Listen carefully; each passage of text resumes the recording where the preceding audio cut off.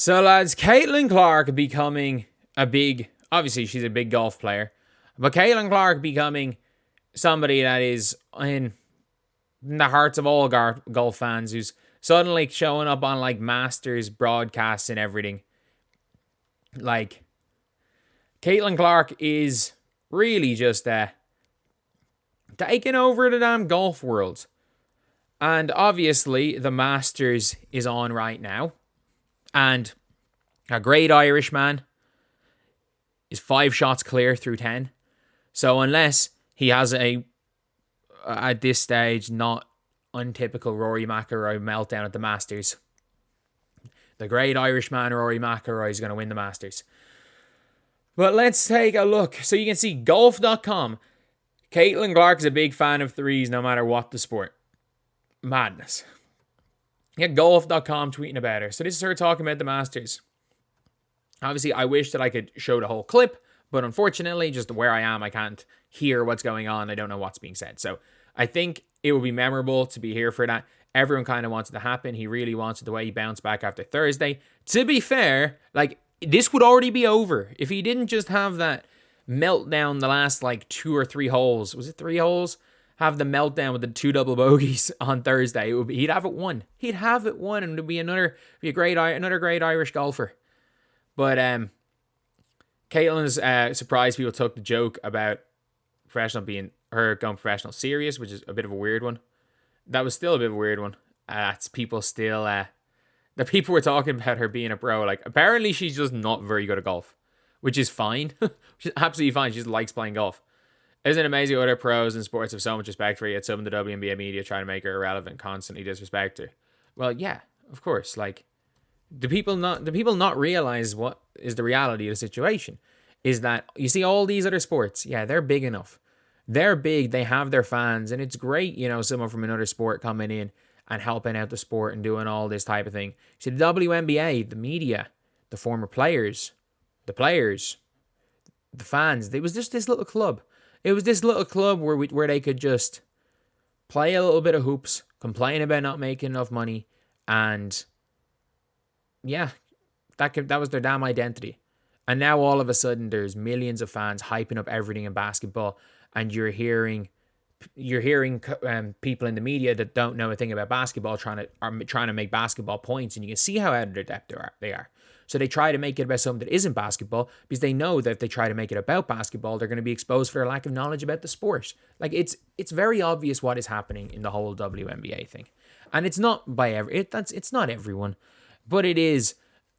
It's a lot of the legacy media. It's a lot of legacy media, and it'll be fun to see coming into next season when people that can actually talk basketball. And it's equally as annoying when, as a basketball fan, you see the Stephen A. Smiths that clearly don't know enough about this NBA to actually debate things, and how much coverage that gets. And the problem is in the WNBA, you don't even have a Stephen A. Smith saying outrageous things without watching. You've got them just making it about something that isn't basketball. At least just make it a damn basketball conversation. Even if you're wrong, at least be loudly wrong and make it basketball. But let's keep going.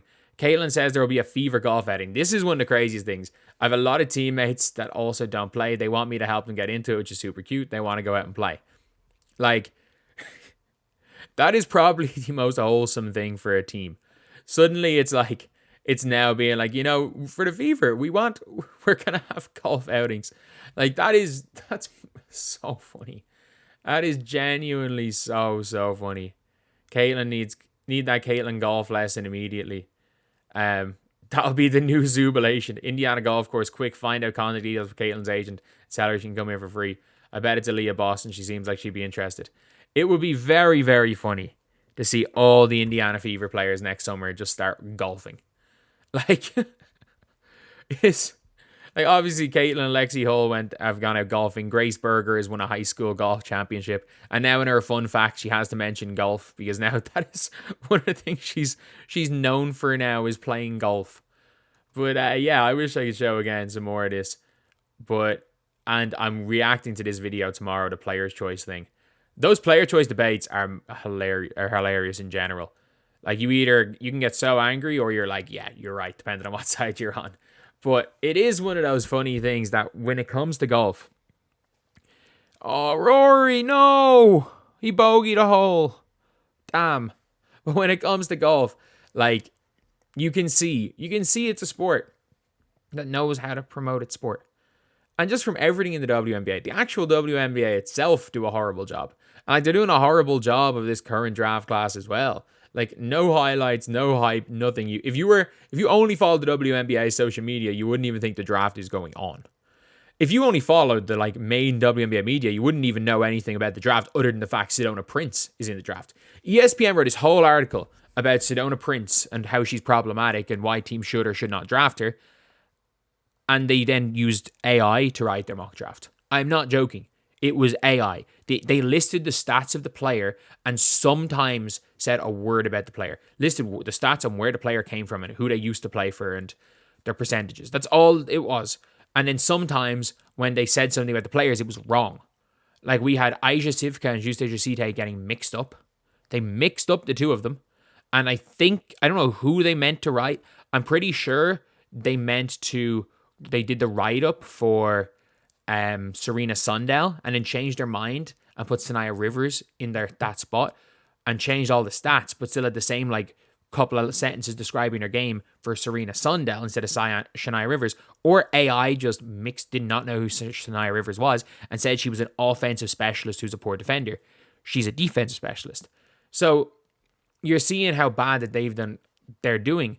And then you're seeing you're seeing right here with Caitlin Clark, you're seeing her go and be used by other sports to push to the other sports, to promote the other sports. And that's what the WNBA should be doing. It's a great job that the other leagues are doing. And I think the WNBA, I don't think it's specific to Caitlin. I just think they're really bad at marketing the product. Like, it would not surprise me if the WNBA's entire social media is just one person in a room. It's just one 16-year-old intern. Or maybe that's a bit young. One 19-year-old intern. You know, someone's on college work placement. That's their job. Your job is to run the whole entire WNBA social media. You know, your first year out of college, you know, it's your job for the entire to run the entire marketing campaign at W. Like, it seems to be that's the case. Whereas at least in these other sports like golf, it's been an established sport for how long. They know what they can do to get viewers. They can bring people on to a show and they know it'll draw viewers. They know bringing Caitlin Clark into anything will bring in Caitlin Clark fans. So yeah, that is pretty much it. Let me know what you guys think in the comments section below about this. Do you guys agree? Do you guys disagree? Or are you guys watching the golf? Or are you guys supporting the great Irishman Rory McIlroy?